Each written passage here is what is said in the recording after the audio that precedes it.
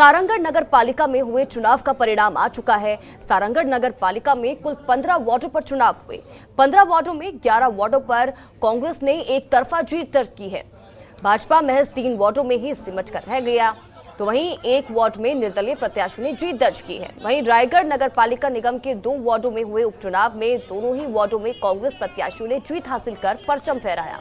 Ward number 9 में भाजपा और कांग्रेस के बीच कांटे की टक्कर में कांग्रेस के रंजना पटेल ने भाजपा के श्रवण सिदार को 22 मतों के अंतर से हराया है, जबकि वार्ड नंबर 25 की अगर बात की जाए तो वहां पर कांग्रेस के सपना सिदार ने भाजपा के रश्मि वर्मा को 205 मतों से हरा दिया।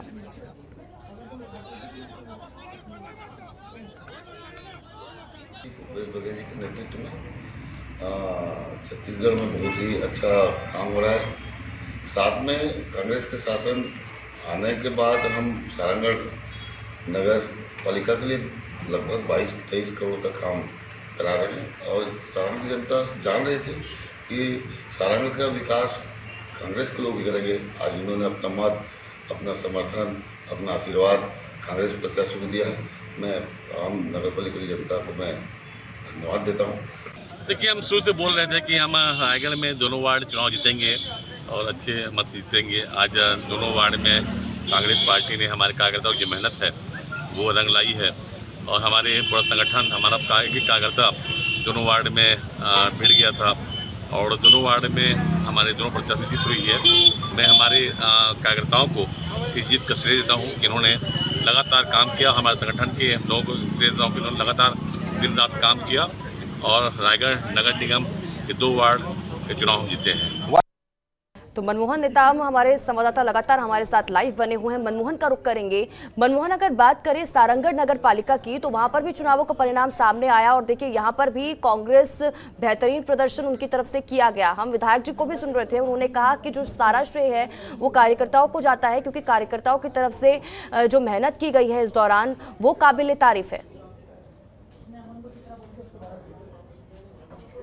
बिल्कुल, छत्तीसगढ़ की इस नगरीय निकाय के चुनाव में सबसे पहले तो जो कांग्रेस पार्टी है उन्होंने एक अच्छी रणनीति ये बनाई कि जहां जहां भी नगरीय निकाय का चुनाव हुआ है और वहां की जिम्मेदारी वहां के विधायकों को देने के साथ साथ उस जिले के प्रभारी मंत्री को दी गई थी कि वो अपने जिले में जो होने वाले नगरीय निकाय के चुनाव में जाकर वो बूथ स्तर तक काम करे। तो इसका ही परिणाम है स्वाति, क्योंकि छत्तीसगढ़ के मुख्यमंत्री भूपेश बघेल और जो पीसीसी के चीफ मोहन मरकाम के द्वारा जो जिला अध्यक्ष के साथ प्रभारी मंत्रियों का बैठक लेकर एक बड़ी रणनीति बनाई गई थी। और ये जो नगरीय निकाय का जो परिणाम सामने आया है, हमने पहले भी बताया था कि ये विधानसभा चुनाव 2023 का सेमीफाइनल है।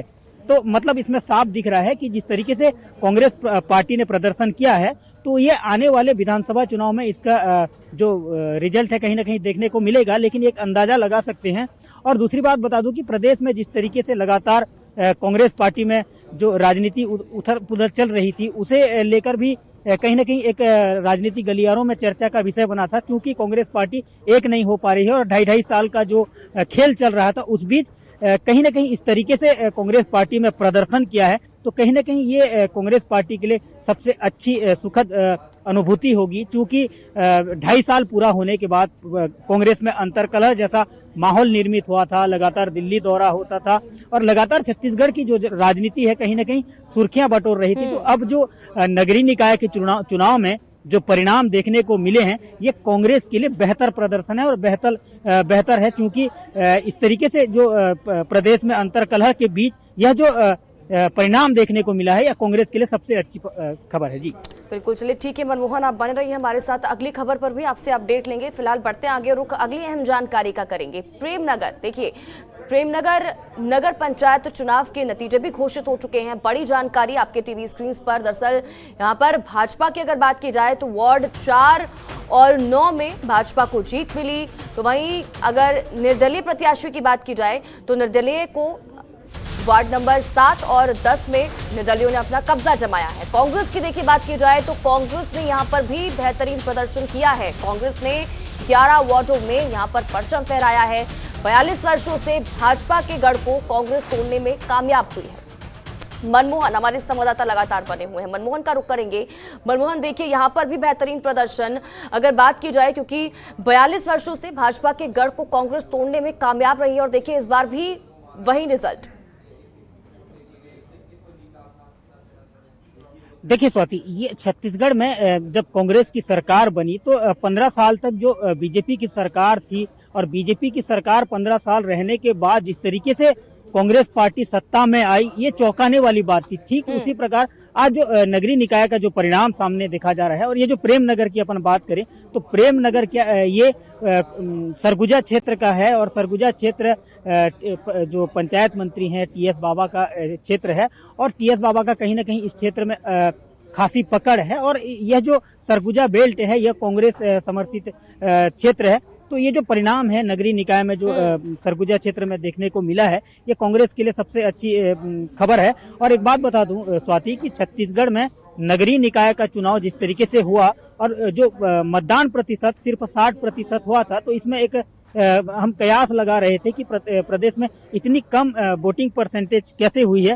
तो जिस तरीके से अभी परिणाम देखने को मिल रहे हैं कांग्रेस के पक्ष में, तो ये कहीं ना कहीं कांग्रेस के लिए तो खुशी की बात है ही।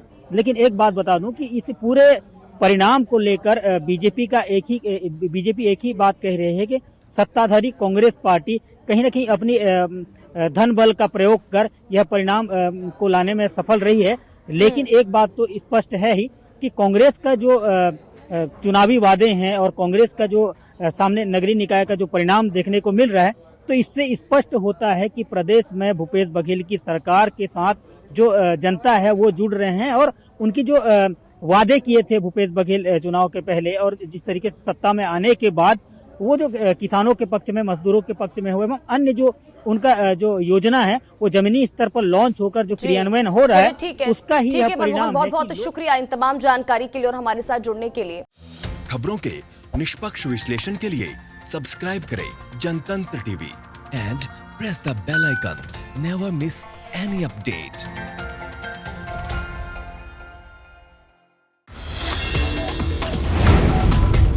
Download the Janatantra TV app, available on Google Play and App Store. Download it now.